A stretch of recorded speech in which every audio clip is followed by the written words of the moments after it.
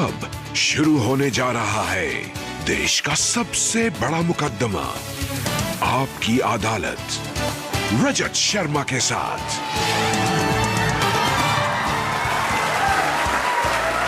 नमस्कार, आपकी अदालत में आपका स्वागत है। आपकी अदालत में आज पेश करेंगे एक ऐसे तपस्वी को जिन्होंने बड़ा मुश्किल जीवन जिया है और ये उनकी अपनी चॉइस है। ये जैन परंपरा के मुनि हैं, पूरे दुनिया में इनके करोड़ों अनुयायी हैं। ये कड़वे वचन बोलते हैं, लेकिन इसके बाद भी इनकी लोकप्रियता बहुत है और समाज के अलग अलग लोगों से मेरे पास रिक्वेस्ट आई थी इनको आपकी अदालत में बुलाने के लिए। मैं आमंत्रित कर रहा हूं मुनि श्री तरुण सागर महाराज को। प्लीज आइए।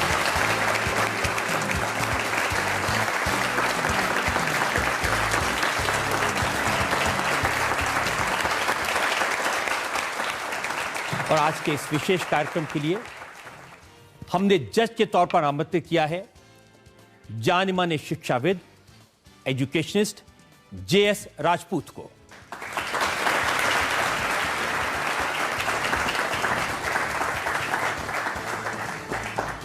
और इससे पहले कि आपकी अदालत में मुकदमा शुरू करें, इल्जामात और सवालात का सिलसिला शुरू करें, आज के जज जेएस राजपूत की इजाजत चाहेंगे आज की कार्रवाई शुरू करने के लिए।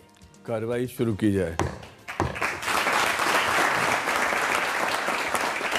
और इससे पहले कि मैं पहला इल्जाम लगाऊं, सफाई मांगूं, एक नजर डालेंगे मुनि तरुण सागर के जीवन पर। जैन मुनि तरुण सागर को क्रांतिकारी संत कहा जाता है। मुनि तरुण सागर की विशेषता है कड़वे प्रवचन। इनके प्रवचन सुनने के लिए देश भर में लाखों लोग इकट्ठा होते हैं। मुनि तरुण सागर कड़वी बातें बोलते हैं और इनके कड़वे प्रवचन पुस्तक के रूप में भी लोकप्रिय हुए हैं। मध्य प्रदेश के दमोह जिले के एक गांव में जन्मे मुनि तरुण सागर ने 13 वर्ष की उम्र में अपना घर छोड़ दिया और सन्यासी बन गए। 20 वर्ष की आयु में इन्होंने दिगंबर मुनि दीक्षा ली। मुनि तरुण सागर ने सभी सांसारिक वस्तुओं को त्याग दिया। ये कपड़े नहीं पहनते और हमेशा पैदल यात्रा करते हैं। मुनि तरुण सागर के करोड़ों अनुयायी हैं, लेकिन ये चर्चा में रहते हैं अपने बेबाक विचारों की वजह से। तो आपकी अदालत में आज का एक खास मुकदमा शुरू करते हैं। आपकी अदालत में पहला इल्जाम मुनि तरुण सागर पर।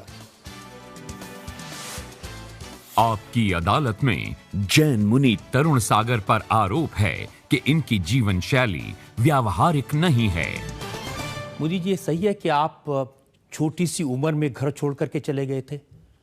तो क्या हुआ था कि नंबर नहीं आए थे, माँ ने डांटा था या पिताजी ने पिटाई की थी?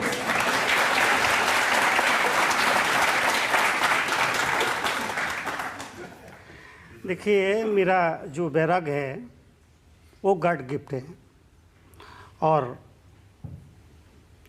ना ऐसा कुछ घटा, ना ऐसा कुछ देखा, ना माँ ने डांटा, ना पिता नाराज हुई।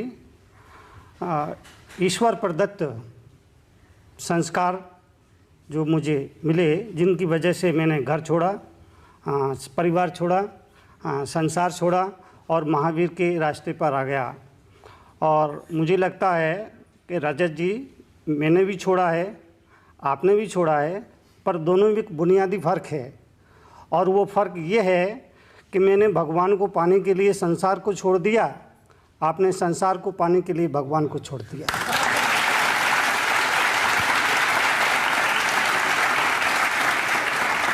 मैंने तो सुना कि आप कहते थे कि मैं भगवान बनना चाहता हूं। आप भगवान बनने के लिए आपने सब कुछ छोड़ दिया। इसमें भी तो लालच है।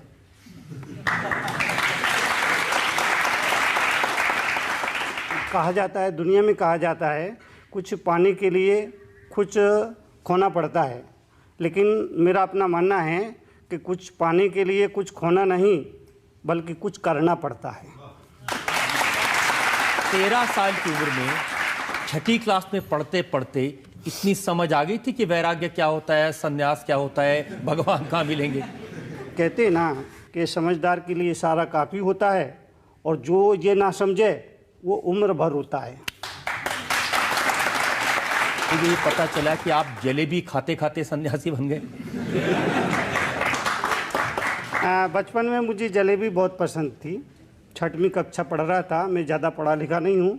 6वीं कक्षा तक ही अध्ययन किया और 13 साल की उम्र में मैंने घर परिवार छोड़ दिया। तो बचपन में मुझे जलेबी बहुत पसंद थी। स्कूल से वापस घर जा रहा था और एक होटल पड़ती थी, वहाँ पर बैठ कर जलेबी खा रहा था। पास में ही जो मेरे गुरु है आचार्य पुष्पधन सागर जी महाराज, उनका प्रवचन चल रहा था और प्रवचन में वो कह रहे थे कि तुम भी भगवान बन सकती हो। ये शब्द जब मेरे कानों में पड़े तो जलेबी का रस तो जाता रहा और भगवान बनने का रस पैदा हो गया। लेकिन भगवान बनने के लिए खाना छोड़ा, पीना छोड़ा, कपड़े छोड़े, तो अब लगता तो नहीं कहीं गलती हो गई थी, पहले ही ठीक ठाक थे? मुझे अपने निर्णय पर कभी पछतावा नहीं हुआ। एक टिस मेरे मन में ज़रूर रहती थी कि मैंने ज़िंदगी में कभी कोई मुर्दा नहीं फूंका।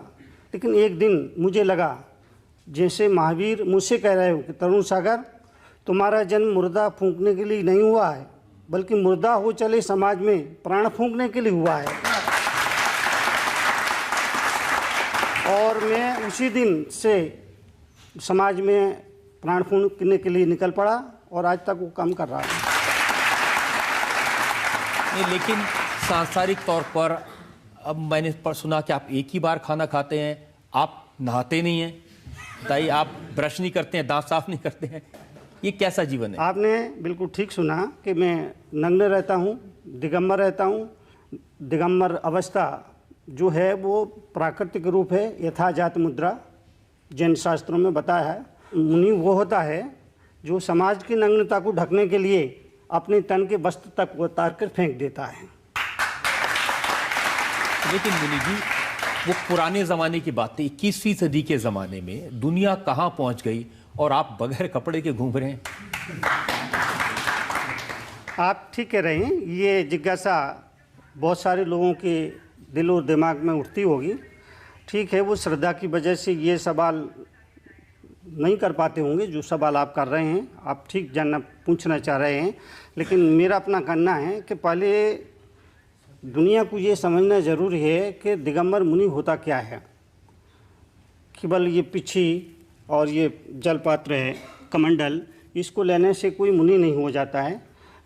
मुनि के संबंध में मैं 4 पंक्तियाँ कविता के रूप में बोलना चाहूँगा कि दिगंबर साधु किसे कहते हैं, दिगंबर मुनि किसे कहते हैं? जिसके पैरों में जूता नहीं, सिर पर छाता नहीं, बैंक में खाता नहीं, परिवार से नाता नहीं, उसे कहते हैं दिगंबर मुनि। जिसके तन पर कपड़े नहीं, जिसके मन में लफड़े नहीं, जिसके वचन में झगड़े नहीं, जीवन में कोई रगड़े नहीं, उसे कहते हैं दिगंबर मुनि। जिसका कोई घर नहीं, किसी बात का डर नहीं, दुनिया का असर नहीं और जिससे बड़ा कोई सुपर नहीं, उसे कहते हैं दिगंबर मुनि। जिसके संग बीवी नहीं, जिसके साथ टीवी नहीं, अमीरी गरीबी नहीं, नाश्ते में जलेबी नहीं, उसे कहते हैं दिगंबर मुनि। और रजत जी, मैं आपसे ही जानना चाहता हूँ, क्या ऐसा कोई व्यक्ति होगा दुनिया में, हिंदुस्तान की बात नहीं कर रहा हूँ, क्या ऐसा कोई व्यक्ति होगा दुनिया में जिसको कभी नाई की ज़रूरत ना पड़ती हो, कभी लोहार की ज़रूरत ना पड़ती हो, कभी सुनार की ज़रूरत ना पड़ती हो, कभी तेली की ज़रूरत ना पड़ती हो, कभी मोची की ज़रूरत ना पड़ती हो, कभी धोबी की ज़रूरत ना पड़ती हो? ऐसा व्यक्ति ढूंढने पर भी पूरी दुनिया में नहीं मिलेगा, लेकिन एक व्यक्ति है, वो है दिगंबर मुनि। धोबी की ज़रूरत नहीं, फिर भी सबको धोता है, उसे कहते हैं दिगंबर मुनि। दिगंबर मुनि हैं, ढकने के लिए कभी मोरपंख का इस्तेमाल करते हैं, जब बैठते हैं तो अपने सामने डेस्क रख लेते हैं। जब इतनी सारी चीज़ें कवर करने के लिए रखते हैं, अगर एक लंगोट पहन लेते तो क्या बिगड़ जाता है? नहीं, लंगोट जिन लोगों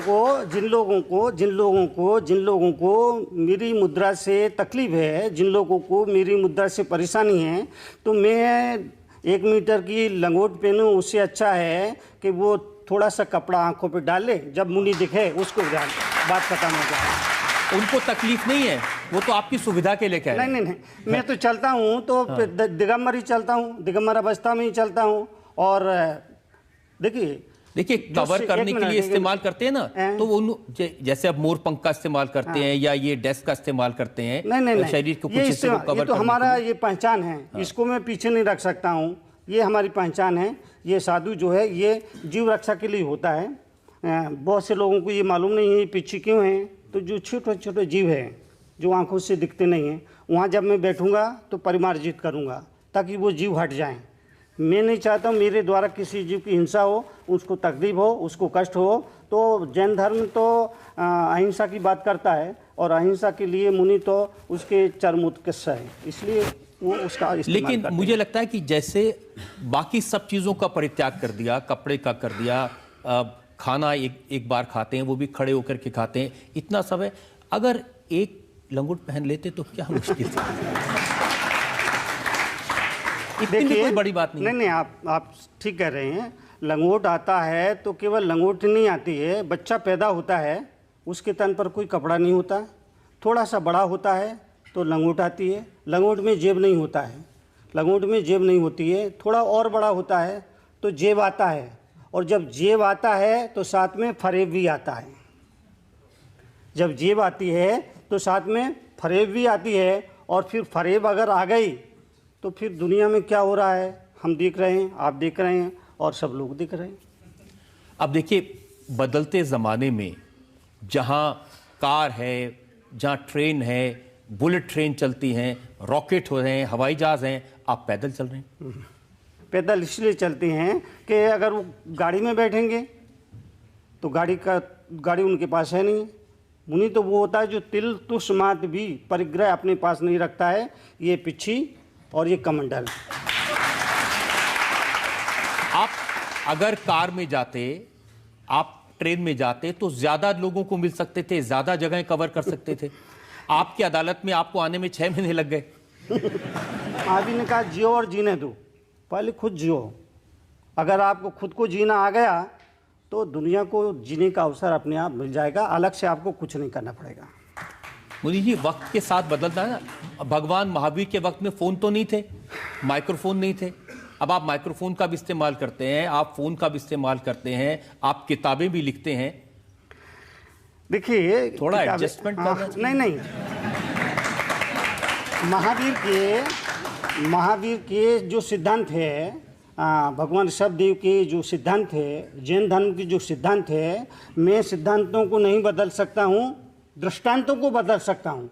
2-2-4 पहले भी होते थे, 2-2-4 आज भी होते हैं।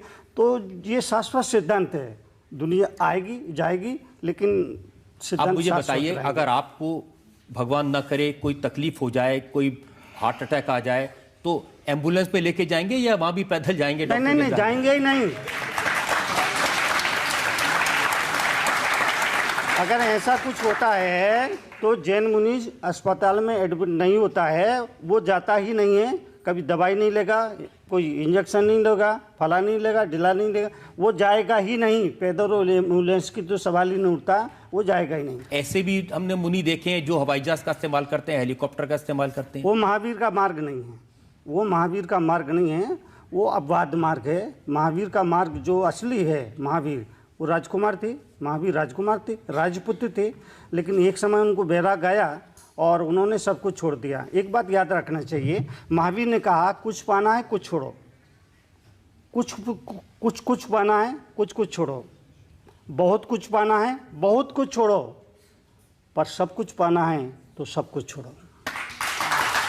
अब छोड़ने के कहाँ बात हो रही? देखिए, ये आपके यहाँ से जो पत्रिकाएं छपती हैं वो देखी मैंने, अहिंसा महाकुंभ। अब ये आपकी तस्वीर छपी हुई है, कमल का फूल बना है, उसके ऊपर आप बैठे हैं, चारों तरफ महिलाएं हैं जो आरती लेकर खड़ी हैं। अब ये छोड़ा क्या? ये तो पाया ही पाया है।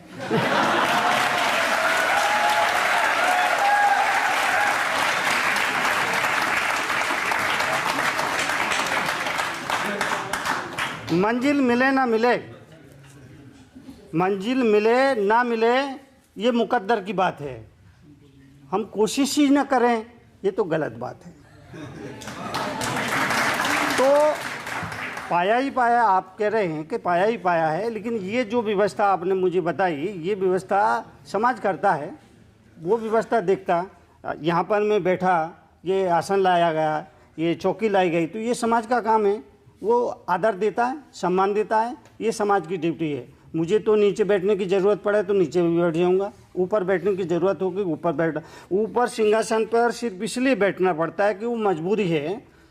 लाइट चली जाती है तो दीपक जलाते हैं और दीपक को ऊंचे स्थान पर रखते हैं, इसलिए रखते हैं कि उसकी रोशनी चारों तरफ फैले। संत भी गुरु भी मुनि भी जलते हुए दीपक है, उनको ऊंचे आसन पर इसलिए बिठाते हैं कि उस समाज पे रोशनी फैले, पूरे समाज पे उनका प्रकाश की किरण फैले। फिर दूसरी बात, एक बात और मैं बोलना चाहूँगा कि कई बार लोग कहते हैं कि मुनि जी, एक तरफ तो आप कहते हैं कि सभी आत्माएं बराबर है, कोई छोटा नहीं कोई बड़ा नहीं, लेकिन आप ऊंचा बैठते हैं, हमें ज़मीन पर बिठाते हैं, इसका मतलब आप अपने आप को बड़ा समझते हैं। तो महावीर बहुत प्यारी बात करते हैं, उन्होंने कहा, वही शब्द मैं दोहरा रहा हूँ कि मैं ऊंचा बैठ कर के भी बड़ा हो गया ऐसा नहीं हूँ, मैं ऊंचा बैठ कर के बड़ा हो गया ऐसा नहीं, आप नीचे बैठ कर के छोटे हो गए ऐसा नहीं, आप नीचे बैठ कर के भी बड़े हैं, मैं ऊपर चौकी पर बैठ कर के भी छोटा हूँ। वो इसीलिए कि मैं चौकी पर बैठा हूँ तो चौकीदार हुआ, आप ज़मीन पर बैठे हैं जमींदार हुए।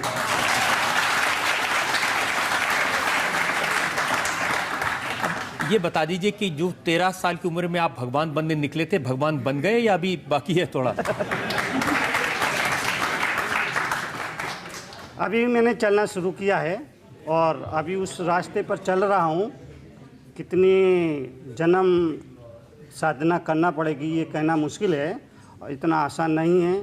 ठीक है, लोग मुझे बहुत ही श्रद्धा से देखते हैं, बहुत ही भावना से देखते हैं, वो उनकी अपनी श्रद्धा है, लेकिन अभी तो मैं चलना शुरू किया है, अभी बहुत कुछ चलना है। आपका ये सफर है, इसको लेकर और बहुत सारे इल्जामात मेरे पास में हैं। हम एक ब्रेक लुकेंगे और ब्रेक के बाद मुनि तरुण सागर पर इल्जामात और सवालात का एक और मुनि जी, भगवान महावीर का तो सिद्धांत अहिंसा का है, इनके हाथ में तो ऐसे ला रहे हैं, अगर गोली चल गई तो 50-60 और वैसे मर जाएंगे।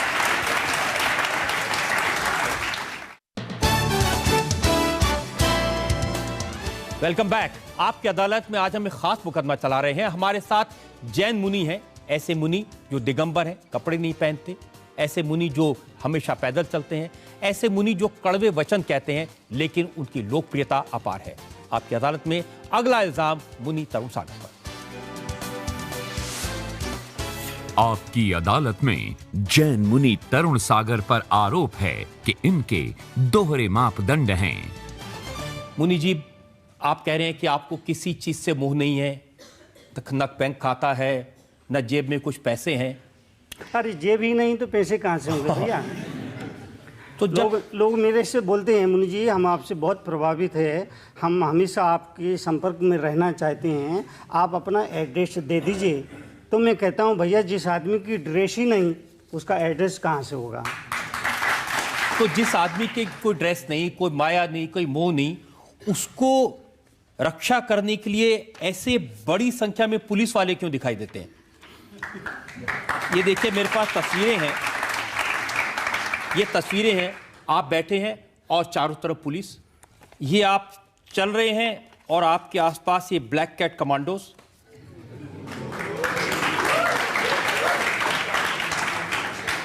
देखिए, मैं जहाँ भी जाता हूँ, जिस स्टेट में जाता हूँ, जिस राज्य में जाता हूँ, वहाँ की सरकार मुझे राज्य की अतिथि के रूप में स्वीकार करती है, और जब वो राजकीय अतिथि का दर्जा देती है तो उस सरकार का ये कर्तव्य बन जाता है, ड्यूटी बन जाती है, वो सुरक्षा मुहैया कराती है। ठीक है, वो अपना काम करती है, मुझे उससे कोई मुनि जी, मतलब भगवान नहीं। महावीर का तो सिद्धांत अहिंसा का है, इनके हाथ में तो ऐसे ला रहे हैं, अगर गोली चल गई तो 50-60 और वैसे मर जाएंगे।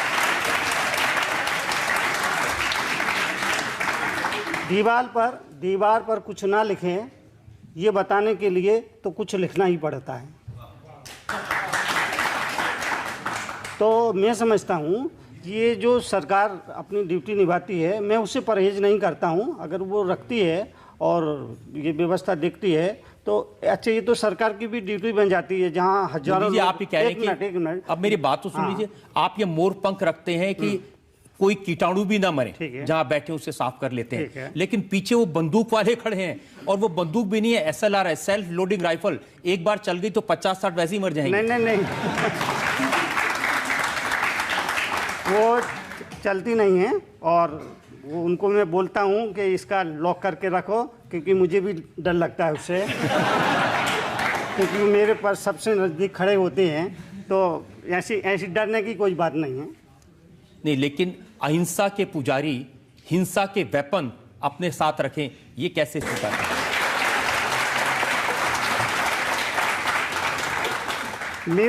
मेरा उसमें कोई वो नहीं रहता है, ठीक है, वो व्यवस्था है, वो व्यवस्था करते हैं, तो मैं उसको नकारता भी नहीं हूँ और मनाही भी नहीं करता हूँ। देखिए, आप पाकिस्तान के बारे में बयान देते हैं, आप पाकिस्तान को शैतान कहते हैं और कहते हैं कि पाकिस्तान को उसकी भाषा में जवाब देना चाहिए। अब पाकिस्तान को उसकी भाषा में जवाब देंगे तो गोली चलाएंगे, टैंक ले जाएंगे, हिंसा नहीं होगी? ये सवाल आपका बड़ा मार्मिक सवाल है। जब मेरे से मीडिया के लोग आकर पूछते हैं, चूँकि बरसों से ये चल रहा है हिंदुस्तान पाकिस्तान, अगर पाकिस्तान जैसा मुल्क नहीं होता तो हिंदुस्तान आज पता नहीं कहाँ होता, वो कितनी तरक्की कर रहा होता। इसलिए कहा कि उसको समझाइए, वो प्रेम की भाषा है, या जिस तरह से पिछले 60 साल से समझा रहे हैं, तो कहाँ समझ में कहाँ आया उसको। लेकिन अगर जैन मुनि भी प्रेम की भाषा छोड़ के बंदूक की भाषा करेंगे तो अहिंसा की बात कौन करेगा? नहीं, बात नहीं कर रहा। तो मीडिया ने मेरे से सवाल किया, तो मैंने कहा भाई इसका तो ये है कि वो उसको उस भाषा में समझाइए। कहते ना, कुत्ते की पूंछ 12 साल तक पोंगरी में डालो, निकालो तो टेढ़ी की टेढ़ी। तो ये पाकिस्तान कुत्ते की पूंछ है, वो सीधी होने वाली नहीं है।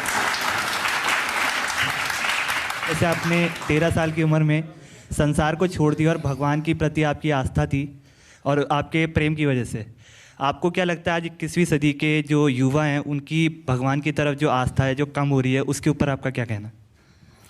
देखिए, युवा की जो आस्था है, लेकिन मुझे लगता है कि जो भगवान को पुकारने वाले लोग हैं वो दिल से नहीं पुकारते हैं। जो भक्त है सभी धर्मों के लोग हैं और भगवान की भक्ति करते हैं, पर जो दिल से पुकार होना चाहिए वो पुकार नहीं होती है। पुकारा तो कभी सबरी ने था और दुनिया ने देखा श्री राम चले आए। पुकारा तो कभी मीरा ने था और दुनिया ने देखा श्री कृष्ण चले आए। पुकारा तो कभी चंदन वाला ने था और दुनिया ने देखा कि महावीर चले आए। और पुकारा तो रजत शर्मा ने है और दुनिया ने देखा तरुण सागर चले आए। तो जो हमारी पुकार है वो पुकार दिल से नहीं निकलती है, इसलिए प्रार्थना पूरी नहीं होती है। और मेरा अपना मानना है, दिल से पुकार की जाए, दिल से प्रार्थना की जाए, देर सवेर ही सही, वो प्रार्थना कभी खाली नहीं जाती है। सारी बातें कहते हैं तो ये कड़वे वचन क्यों कहते हैं आप इसको? प्यार से नहीं बात कर सकते आप लोगों से?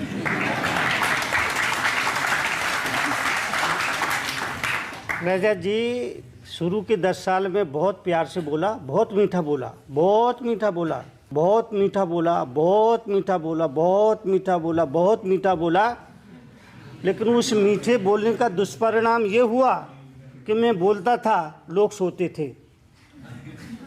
मैं बोलता था, लोग सोते थे, उन्हें लगता था मुनि जी लोरी गा रहे हैं। एक दिन मुझे लगा जैसे महावीर मुझसे कह रहा है कि तरुण सागर ये अंधे और बहरे लोग हैं। और उस समय मुझे सुनने के लिए ये हजारों लोग नहीं आते थे, बामुश्किल से 25-50 लोग आते थे। और 25-50 भी जिनको बेटा दुकान पर नहीं चढ़ने देता था और बहू घर में टिकने देती थी, वो आ जाते थे। तो मुझे लगा महावीर ने कहा, मुनि तरुण सागर ये अंधे और बहरे लोग हैं, ये ना आपको कुछ सुन पा रहे हैं, कुछ समझ पा रहे हैं, इसमें टाइम बर्बाद मत करो। अगले ही दिन में एक ऐसा वक्तव्य दिया, हिंदुस्तान का आधा जैन समाज मेरे खिलाफ था और मुझ पर इस बात का दबाव था मैं अपना वक्तव्य वापस लूँ, लेकिन मैंने कहा ये वक्तव्य वापस लेने का सवाल नहीं उठता है, ये मेरे जीवन की सोची समझी रणनीति है। मुझे सारे जीवन इसी मिशन पर काम करना है, कोई चले ना चले मैं इस मिशन पर चलता रहूँगा। पर वो पंक्ति आपको याद होगी ना कि जिनमें अकेले चलने के हौसले होते हैं एक दिन उनके साथ काफिले होते हैं। यदि आप बाप बेटी की बात करें, आपने तो शादी नहीं की, आपका तो परिवार नहीं है, आप लोगों को बताते हैं पति पत्नी के रिश्ते कैसे अच्छे होने चाहिए।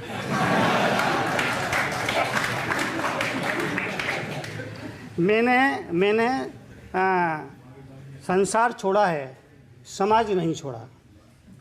मैंने संसार छोड़ा है, समाज नहीं छोड़ा। इसी समाज में रहता हूँ और समाज में जो घटता है उस पर नज़र रखता हूँ। इसीलिए पति पत्नी के संबंध या जिस पर मैं टिप्पणी करता हूँ वो टिप्पणी ऐसी करता हूँ कि लोग उसको उनकी बात उनको स्वीकृति देना पड़ती है, स्वीकृति में सिर हिलाना पड़ता है। बतौर उदाहरण पत्नी की परिभाषा मैं अपने हिसाब से बताता हूँ। पत्नी की परिभाषा, पत्नी पत्नी पत्नी पत्नी पत्नी जो पति से रहे तनी तनी खत्म कर दे उसकी मनी, वही पत्नी है। हर मुझे कोई काम तो है नहीं, मुझे कोई झाड़ू लगाना हो, पोंछा लगाना हो, बर्तन मांजना हो, ऐसा मेरे पास कुछ काम तो है नहीं। मैं बैठा रहता हूँ, चिंतन करता हूँ, विचार करता हूँ और नई नई परिभाषा अपने हिसाब से। कैसे पता चलता है सास बहू में क्या चलता है, आपको कैसे पता चलता है? नहीं, देखिए मेरा कोई घर नहीं है लेकिन मुझे घर घर की कहानी याद है। मेरा कोई घर नहीं है लेकिन मुझे घर घर की कहानी याद है और इसीलिए उस पर टिप्पणी करता हूँ, विवेचना करता हूँ और लोग मेरी बात को लाइक करते, पसंद करते हैं। वो मुझे सिर्फ सुनते ही नहीं हैं बल्कि चुनते भी हैं। आपको ऐसा नहीं लगता कि जैसे आप अंधों के शहर में आईने बेच रहे हैं?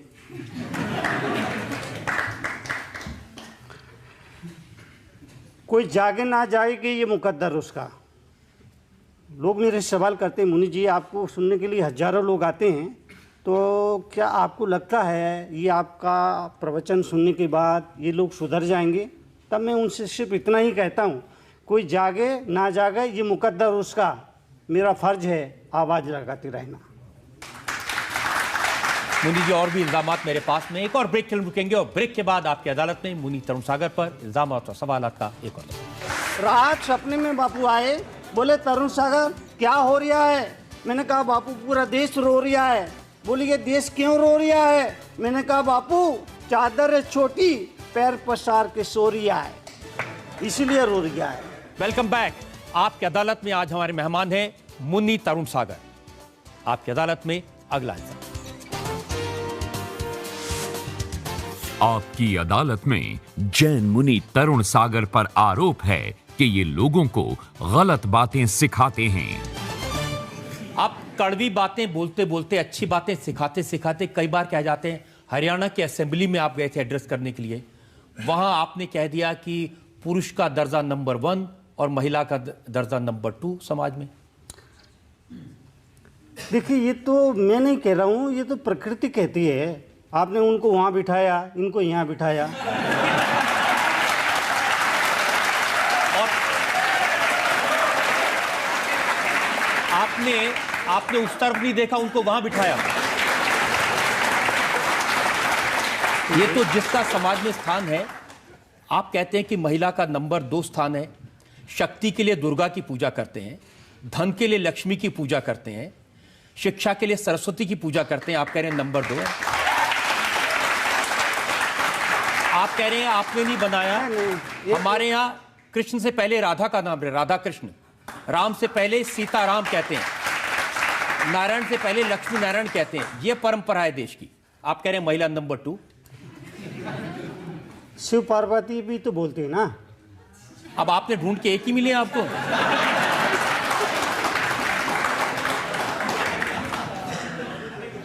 ये जो बात है, देखिए इसमें मतभेद हो सकता है। मैं नारी शक्ति को कमज़ोर समझ रहा हूँ, ऐसा नहीं है। नारी हर हाल में भारी, नारी नारी नारी नारी हर हाल में भारी, पुरुष सदा उसका आभारी। तो नारी है अपनी जगह महत्वपूर्ण है, लेकिन कुदरत की जो व्यवस्था है वो उसको मानना हो ना मानना हो, मानना चाहिए। आप नाम लिखते हैं तो आप अपने पिताजी का ही नाम लिखते हैं, माँ का नाम क्यों नहीं लिखते आप? नहीं, माँ का भी लिखते हैं, ऐसी नहीं बात नहीं, जब भी आप परिचय लिखेंगे तो आप पिताजी का ही नाम लिखेंगे अपने नाम के पीछे, कोई माँ का नाम नहीं लिखता है। आज देखिए, अब वो आप जमाने के साथ बदले नहीं। आपने टीवी पर एड्स नहीं देखे हैं, बड़े बड़े जो क्रिकेटर्स हैं वो कह रहे हैं अपनी माँ का नाम पहले ले रहे हैं। ये बदला है जमाना। और आपने हरियाणा असेंबली में क्या कहा? पति के अनुशासन को माने, ये हर पत्नी का धर्म होता है। पति का भी कुछ धर्म होता है कि नहीं? धर्मपत्नी कहा जाता है, धर्मपति तो नहीं कहते आप।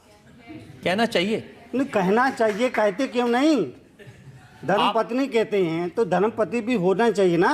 बिल्कुल होना चाहिए। तो क्यों नहीं होता है वो? आपकी वजह से नहीं।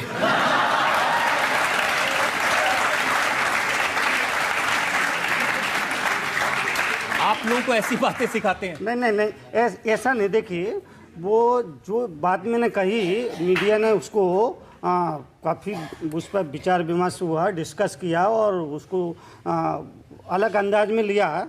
मेरा कहने का उस समय ये मतलब था कि राजनीति और धर्म का आपस में क्या संबंध है। तब मैंने कहा था कि धर्म जो है वो पति है, राजनीति है वो पत्नी है, इन दोनों का संबंध, ये बात मैं कह रहा था। अब मीडिया ने उसको किस तरह से लिया, ये मीडिया का काम था, मेरा तो ऐसा अभिप्राय नहीं था। मैं कैसी नारी को व्यवस्था हल्का है, दिखाऊं। ये कैसा समाज है आपका? अगर कोई महिला संत हो, वो निर्वस्त्र होकर आ जाए, उसको स्वीकार कर लेंगे? नहीं, देखिए, ये व्यवस्था है, ये व्यवस्था है। और व्यवस्था के सहित जैन शास्त्रों में भी स्त्री के लिए जो एक पद है, उसको पद में यही कहा है कि वो वस्त्रों में रहे, निर्वस्त्र उसके लिए आज्ञा नहीं है, अनुमति नहीं है। और ये केवल जैन धर्म में ही नहीं, ये सभी धर्मों में जो नागा साधु होते हैं वैष्णव में, उनमें भी यही नियम है। तो देखिए, आपके अलग अलग स्टैंडर्ड हुए ना। आप कह रहे हैं कि ये मीडिया ने बात को उल्टा सीधा कर दिया, लेकिन मेरे पास आपका दूसरा भी बयान है जिसमें आपने कहा जीन्स पहनने वाली माँ बच्चे को आंचल कहां से देगी। अब माँ जीन्स ना पहने, ये कौन सा कानून है? ये सवाल आप लाते कहाँ से है, पहले मेरे को ये बताओ। मैंने कहा था माँ का आंचल, आंचल, आंचल, आंचल, आंचल, आंचल। मैंने कहा था माँ का आंचल दुधमुहा बच्चे के लिए स्वर्ग से भी बढ़कर है। एक माँ का आंचल ही है जिसे जहाँ पर जाकर बच्चा अपने आप को सबसे ज़्यादा महफूज समझता है। माँ का दूध पीता हुआ बच्चा भी ये समझता है कि उसका बैकुंठ यही है। और माँ भी अपने बच्चे को ढक लेती है कि कहीं मेरे मुन्नी को नज़र न लग जाए।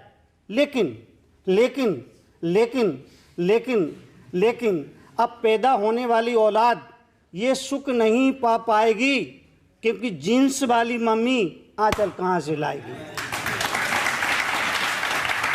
अब माँ जीन्स पहने, आपने कहा सुंदरता का ध्यान रखने वाली दूध कहाँ से पिलाएगी।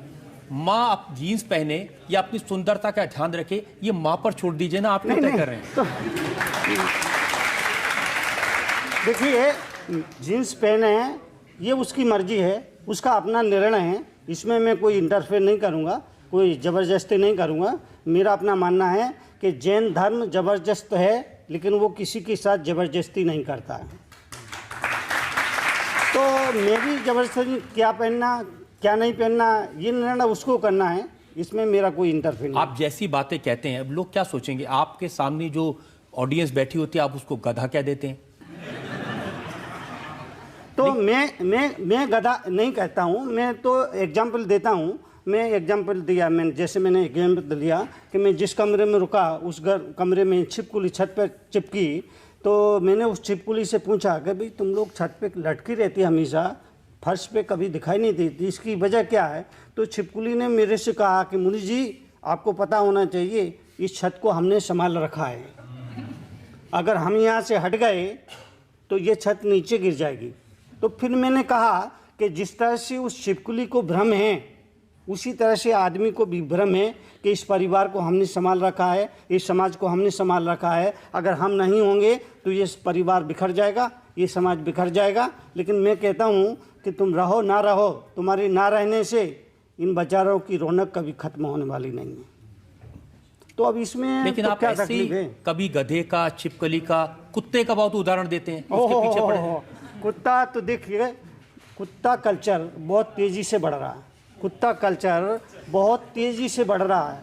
कुत्ता कल्चर बहुत तेजी से, खास करके शहरों में कुत्ता कल्चर इतना बढ़ गया, इतना बढ़ गया, इतना बढ़ गया। आए दिनों टेलीविज़न पर देखते हैं बड़ी बड़ी हीरोइनें कुत्ते को लेकर गोद में बिठाकर उसका मुख चूमती हैं, और जब कोई बड़ी हीरोइन कुत्ते का मुख चूमती है, इस देश का नौजवान खड़ा खड़ा भगवान से विचार करता है, प्रार्थना करता है, हे भगवान अगले जन्म में कुत्ता ही बनाना है।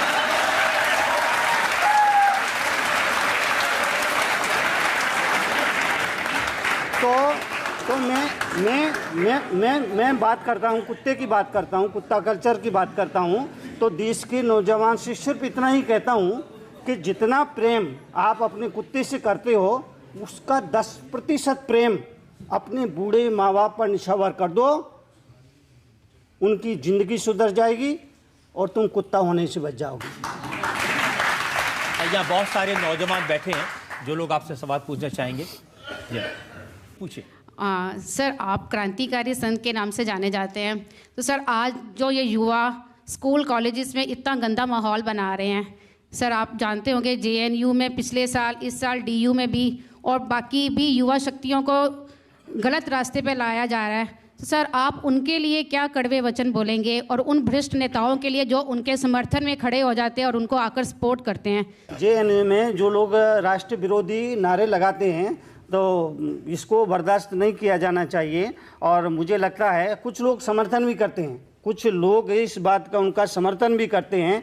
मुझे लगता है ये देश के लिए शुभ संकेत नहीं है, और सख्त रूप से विरोध होना चाहिए, और ऐसे लोगों को सजा का प्रावधान होना चाहिए। मैंने तो ये भी सुना है कि गांधी जी आपके सपने में आते हैं, आपको बहुत कुछ कहते हैं। रात सपने में बापू आए, बोले तरुण सागर क्या हो रहा है। रात रात रात रात सपने में बापू आए, बोले तरुण सागर क्या हो रहा है। मैंने कहा बापू पूरा देश रो रहा है। बोले ये देश क्यों रो रहा है, बोले ये देश क्यों रो रहा है। मैंने कहा बापू अपनी तो धुलती नहीं, दूसरों की धो रहा है, इसीलिए रो रहा है।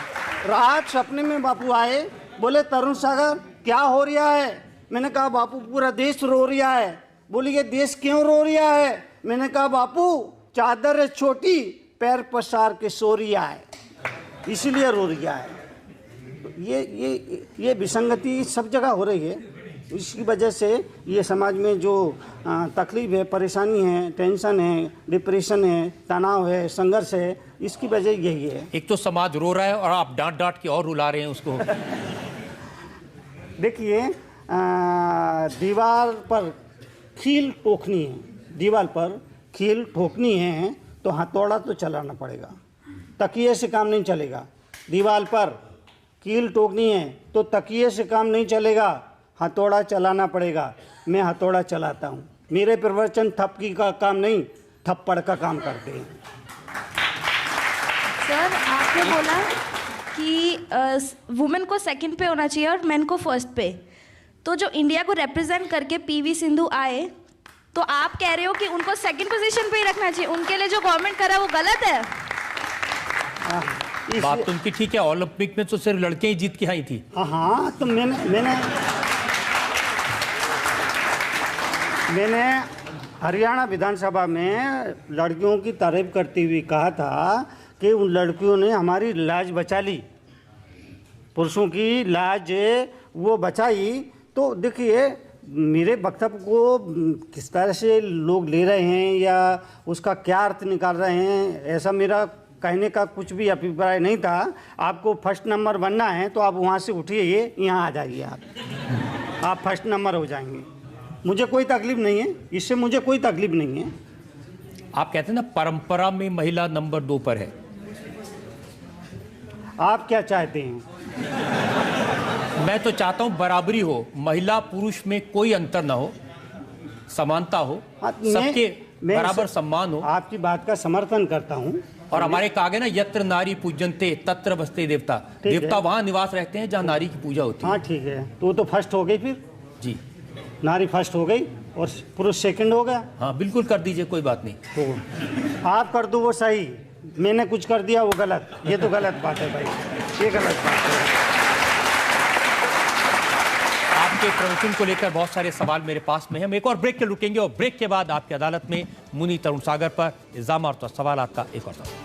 राहुल गांधी कहते हैं कि नोटबंदी से गरीबों का नुकसान हुआ, आप कहते हैं कि नोटबंदी बड़ा क्रांतिकारी कदम है। इस देश का मुनि ऋषि हमेशा से कहता आया है कि नोट महज रंग बिरंगे टुकड़े हैं, पर किसी को समझ में नहीं आई। और 8 नवंबर को रात्रि 8 बजे मोदी जी ने एक झटके में समझा दिया कि ये कागज के टुकड़े हैं। तो राहुल जी को समझ में नहीं आया। हाँ। Welcome back. आपकी अदालत में आज हम मुकदमा चला रहे हैं एक ऐसे साधु पर जिन्होंने कष्ट का जीवन चुना है, जो निर्वस्त्र रहते हैं, पैदल चलते हैं, तरह तरह के तकलीफें सहकर समाज का काम करते हैं, कड़वे वचन बोलते हैं। आपकी अदालत में अगला इल्जाम मुनि तरुण सागर। अब देखिए, आप साधु हैं, संत हैं, दुनिया से कोई मोह नहीं है, लेकिन हर वक्त आप नेताओं को कभी चोर कहते हैं, किसी को लुटेरा कहते हैं। चोर कहता हूँ, लुटेरा कहता हूँ, ऐसा मैं तो साफ साफ तो बोलता नहीं हूँ, लेकिन मुझे जो लगता है कि जिन्होंने छोटी छोटी चोरियाँ की वो जेलों में बंद है, और जिन्होंने बड़ी बड़ी चोरियाँ की वो लोकसभा विधानसभा में बैठी हुई हैं। अब देखिए, ये मैं इस देखिए, सियासत से मेरा कोई लेना देना नहीं। ये तस्वीरें देखिए। हाँ बोलिए। ये चीफ मिनिस्टर, कितनी तस्वीरें हैं। ये मध्य प्रदेश के मुख्यमंत्री के साथ, ये रमन सिंह के साथ, ये हरियाणा के मुख्यमंत्री के साथ, हर चीफ मिनिस्टर के साथ, मोदी जी के साथ भी आपकी फोटो है। जो मुझे बुलाएगा मैं तो वहीं जाता हूँ, बगैर बुलाए कहीं जाता नहीं हूँ। मध्य प्रदेश के मुख्यमंत्री ने मुझे सीएम हाउस में बुलाया, मैं गया। छत्तीसगढ़ के मुख्यमंत्री ने मुझे सीएम हाउस में बुलाया, मैं गया। अभी हरियाणा के मुख्यमंत्री ने मुझे सीएम हाउस में बुलाया, मैं गया। तो जो बुलाएगा वहाँ जाऊँगा, और जब जाऊँगा तो फोटो चोर और लुटेरे हैं, और फिर आप जाके विधानसभा में एड्रेस करते हैं चोरों को, लुटेरों को।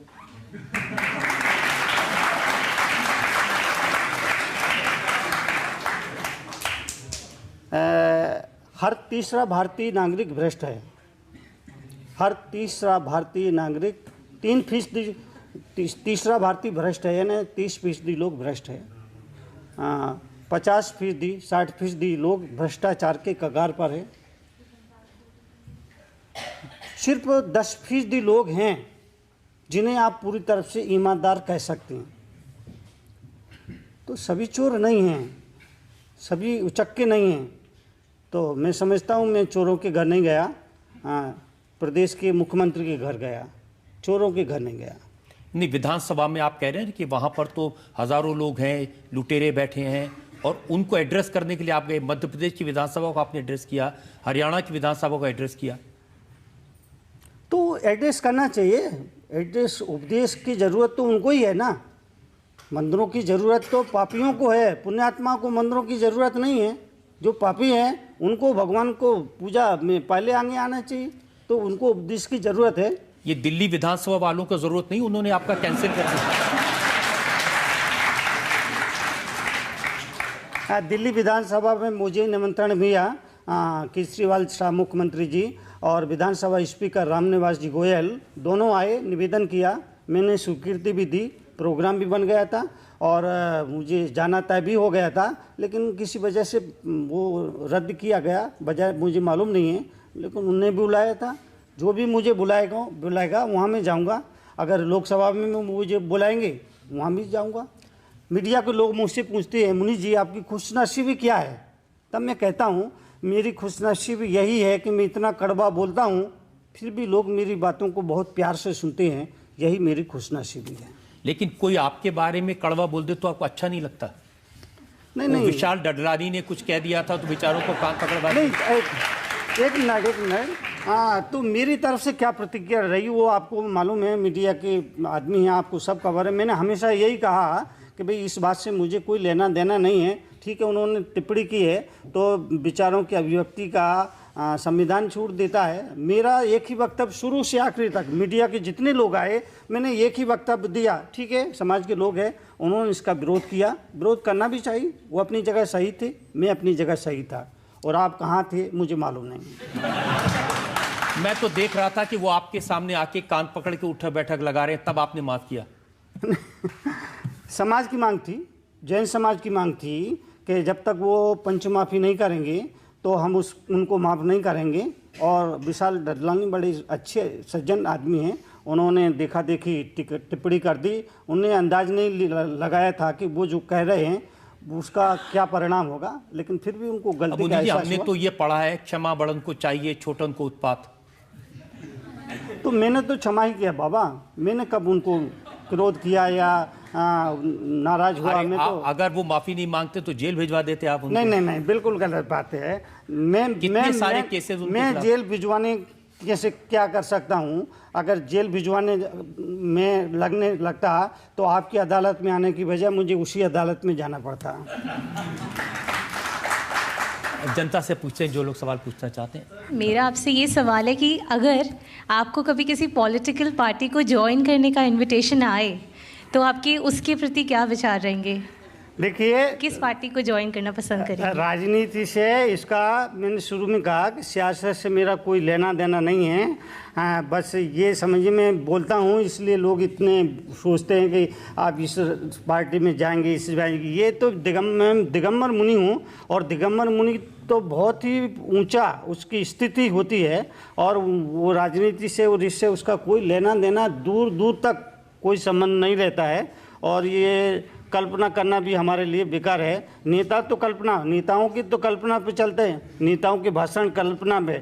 नेताजी भाषण कर रहे थे, सोना 10 रुपये तोला, चांदी 50 रुपये किलो, गेहूँ 1 रुपये सेर, घी 2 रुपये मन, 4 फ्लैट वाले कमरे का किराया 15 रुपये, बच्चों की पढ़ाई मुफ्त, वाईफाई मुफ्त, बिजली मुफ्त, पानी मुफ्त। जनता में से एक आदमी उठा और हुजूर ये व्यवस्था आपने कहाँ से दिलाई है? नेताजी बोले कल्पना करने में क्या बुराई है। तो ये कल्पना कर रही है कि आप किस पार्टी में होते तो किस वो आप करते नहीं, ये करते नहीं, इसलिए कर रही है कल्पना क्योंकि आप राजनीति विषयों पर जरूर कोई ना कोई कमेंट करते हैं। कमेंट करना चाहिए, वो गलत नहीं है। संत जो है वो समाज का गुरु होता है, और पूरी समाज का दायित्व उस पर होता है। समाज में जो कुछ भी घटता है, कहीं गलत होता है तो गलत को गलत बोलना कोई गुनाह नहीं है, कोई अपराध नहीं है, बोलना चाहिए। राहुल गांधी कहते हैं कि नोटबंदी से गरीबों का नुकसान हुआ, आप कहते हैं कि नोटबंदी बड़ा क्रांतिकारी कदम है। देखिए, तो जो काला धन है, और काला धन कितना है देश के पास, कितना काला धन है आप कल्पना नहीं कर सकते। और मैं तो इस संदर्भ एक बात कहना चाहूँगा कि करीब 10 लाख ज्योतिषी हैं, पर किसी ने भी नहीं बताया कि 1500 के नोट बंद होने वाले हैं। पूरे देश में 10 लाख ज्योतिषी हैं करीब, पर किसी ने भी नहीं बताया कि 1500 के नोट बंद होने वाले हैं। जबकि इस देश का मुनि ऋषि हमेशा से कहता आया है कि नोट महज रंग बिरंगे टुकड़े हैं, पर किसी को समझ में नहीं आई। और 8 नवंबर को रात्रि 8 बजे मोदी जी ने एक झटके में समझा दिया कि ये कागज के टुकड़े हैं।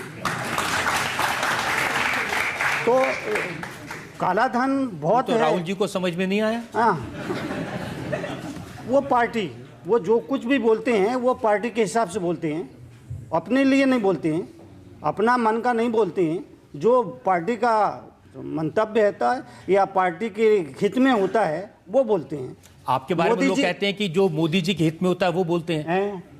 क्या जी? 3 तलाक का आपने विरोध किया, सारी चीजें जो मोदी जी करते हैं उसका नहीं, ऐसा नहीं। देखिए, मोदी जी से मेरा कोई लेना देना नहीं है, ना मुझे उनसे कुछ चाहिए, ना मुझे उनसे कोई अपेक्षा है। मेरे लिए सब है, सियासत से मेरा कोई लेना देना नहीं है। जो भी मेरे सामने आएगा उसको मैं आशीर्वाद दूंगा, चाहे वो मोदी जी आए, चाहे राहुल जी आए, चाहे केजरीवाल जी आए, चाहे मायावती जी आए, कोई भी आए, सबको वही एक सा आशीर्वाद दूंगा। लेकिन जो मुझे सही लगता है, हो सकता है मैं गलत सोच रहा हूँ, हो सकता है। जब आपने 3 तलाक के मुद्दे पर प्रतिक्रिया दी तो मुस्लिम समाज के लोगों ने कहा आपको क्या हक है इस पर बोलने का? नहीं, जो लगता है कि भाई ये महिलाओं के साथ अत्याचार है, जुल्म है, तो ऐसा तो नहीं। व्हाट्सएप पे तलाक हो रहे हैं, ये बोलिए इसमें धर्म कहाँ गया? व्हाट्सएप पे अभी कल ही मैं अखबार में पढ़ रहा था, विदेश में कोई सज्जन हैं, वो वहाँ पर नौकरी करते हैं, व्हाट्सएप पे उन्होंने अपनी पत्नी को तलाक दे दिया। तो अब ये कोई बात हुई है क्या? ये उनकी परंपरा है? नहीं, परंपरा कैसी परंपरा है? ये परंपरा, ये जैसी आपकी परंपरा है संथारा की, ऐसा नहीं, कोई अपनी जान दे दे। परंपरा और इस परंपरा, आप तो फिर सती प्रथा को और सलेखना को भी एक ही मानोगे? हाँ, क्यों नहीं? नहीं, क्यों ये? जैसे सती प्रथा बंद हुई ऐसे संथारा को भी बंद होना चाहिए। दोनों में फर्क समझना जरूरी है ना भाई। सती प्रथा और संथारा में फर्क है कि सती प्रथा वो राग है, उसके साथ अगले जन्म में मैं इनके साथ ही रहूंगी, जहाँ ये गए, जो इनकी गति हुई मेरी भी वही गति हो, ये राग से वहाँ पर साथ जाया जा रहा। और संथारा जो है वो विराग का रास्ता है। तो राग और द्वेष में फ़र्क समझना जरूरी है। और फ़र्क सिर्फ इतना है, राग में और द्वेष में फ़र्क सिर्फ इतना है कि अपना बच्चा रोता है तो दिल में दर्द होता है, और पड़ोसी का बच्चा रोता है तो सिर में दर्द होता है। तो इसको महावीर ने राग और द्वेष कहा। तो वहाँ सती प्रथा में राग है, संसार है, और संथारा में विराग है, विरक्ति है, और जन्म मरण के बंधनों से मुक्ति की भावना है। लेकिन इसको तो कोर्ट भी इजाज़त नहीं देता, अपने आप अपना जान देने को। नहीं, देखिए ये संथारा की जो प्रक्रिया है वो कुछ चंद घंटों की नहीं है, 12 साल की लंबी प्रक्रिया है। अगर मैं चाहूँ, मैं युवा हूँ और चाहूँ कि मैं संथारा ले लूँ, इसके लिए धर्म अनुमति नहीं देगा। जब आदमी एक उम्र पे पहुंच गया और उसे लगता है मृत्यु निकट है, आंखों से दिखता नहीं, कानों से सुनता नहीं, हाथ पांव चलती नहीं, व्रत नियम पलती नहीं, रोटी भी चपती नहीं, खिचड़ी भी पचती नहीं, रोगों ने घेरा है, मरने की बेरा है, मोह भी घनेरा है, फिर भी कर रहा मेरा तेरा है। अपना कुछ ख्याल नहीं, दुनिया की चिंता, परिवार नाम जपता, अरहंत नाम भूला, परिवार नाम जपता, तृष्णा है बढ़ रही, बुद्धि है घट रही, अश्रुधार पड़ रही, मुख से लार बह रही, पड़ा पड़ा मर रहा पर हाय हाय कर रहा, पड़ा पड़ा मर रहा पर हाय हाय कर रहा। पत्नी है टोसती, बहुए हैं कोसती, लड़के हैं पीटते, नाती घसीटते, दिन भर है जागता, रात भर है कांचता, दांत सभी टूट गए, खाना से ककड़ी, अंग अंग शिथिल भये, कमर गई अकड़ी, यमराज के आदेश से यमदूत ने चोटी पकड़ी, जाल खुद ही बना रहे जैसे बनाती मकड़ी, खेल कूद भूल गए चकड़ी, 3 चीज याद रही, नौन तेल लकड़ी। ऐसे मरने से अच्छा है कि भगवान का नाम लेते हुए मरे, धर्म ध्यान करते हुए मरे, साधना से मरे, व्याग से मरे, विरक्ति से मरे। उसको संथारा कहा। महावीर ने कहा अगर आप जीवन को उत्सव कैसे बनाएं, जीवन को उत्सव कैसे बनाएं ये जानना है तो आप गीता के पास जाइए। और मृत्यु को महोत्सव कैसे बनाएं अगर ये सीखना है तो महावीर के पास आइए। महावीर के शब्दों में मृत्यु मातम नहीं महोत्सव है। तो संथारा, सल्लेखना, समाधि मरण, पंडित मरण, ये सब एकार्थवाची है और ये मृत्यु को महोत्सव बनाने की कला है। आप इतना अच्छा भाषण देते हैं, इतनी अच्छी अच्छी बातें कहते हैं, करोड़ों लोग आपके फॉलोअर हैं, तो आपको नहीं लगता कि आपको राजनीति में होना चाहिए था? मैं राजनीति में होके क्या करता? अगर राजनीति में भी जाता तो अगर सपोज करो प्रधानमंत्री भी बन जाता तो मैं तो वो बन गया हूँ कि प्रधानमंत्री भी आके नमस्कार करेगा, प्रणाम करेगा। देखिए जो जनता के द्वारा दी गई कुर्सी को स्वीकार करता है वो राष्ट्रपति होता है। जो जनता के द्वारा दी गई कुर्सी को स्वीकार करता है वो राष्ट्रपति होता है, पर जो उस कुर्सी को भी ठुकरा दे वो राष्ट्रपिता होता है। मुन्नी जी, हमने आपसे हर तरह के सवाल पूछे और अच्छी बात है कि आपने हर सवाल का बड़े मुस्कुरा के बेबाकी से जवाब दिया। हम एक ब्रेक के रुकेंगे और ब्रेक के बाद सुनेंगे आपकी अदालत में आज के जज JS राजपूत का फैसला आज के मुकदमे पर। आपकी अदालत में आज हमने मुकदमा चलाया मुन्नी तरुण सागर पर। उनसे पूछा उनके बयानों के बारे में, उनके कड़वे प्रवचन के बारे में, उनकी दिनचर्या के बारे में, उनके रहन सहन के बारे में, उनकी जीवन शैली के बारे में। आपकी अदालत में अब वक्त है आज के जज जाने माने शिक्षाविद JS राजपूत के फैसले का। अदालत ने सारे प्रश्न सुने, सारे उत्तर सुने और ये पाया कि मुनिश्री समाज में सद्भाव लाने के लिए कार्य कर रहे हैं, लोगों को जगा रहे हैं, मनुष्य को मनुष्य से जोड़ रहे हैं। अदालत चाहेगी कि वे ये कार्य आगे भी करते रहें, आवाज़ लगाते रहें। उनका प्रभाव समाज पर पड़ता है, भारत में ही नहीं विश्व भर में उनको सम्मान मिला है। आपने सभी प्रश्नों के उत्तर अत्यंत तर्कपूर्ण ढंग से दिए और बड़े अच्छे ढंग से दिए, जिससे सुनने वाले भी प्रभावित हुए। अतः ये अदालत आपको पूरी तरह आरोप मुक्त करती है और फिर एक बार अपेक्षा करती है कि आप समाज में जुड़ाव लाते रहिए, जिसकी इस देश को बहुत बड़ी आवश्यकता है। इस उम्मीद के साथ, इस अपेक्षा के साथ कि मुन्नी तरुण सागर जी इसी तरह से समाज का काम करते रहेंगे, जनता के सामने त्याग और तपस्या की एक तस्वीर पेश करते रहेंगे। आज का मुकदमा यही खत्म करते हैं। अगले हफ्ते आपसे मुलाकात होगी एक नई शख्सियत के साथ। तब तक के लिए नमस्कार।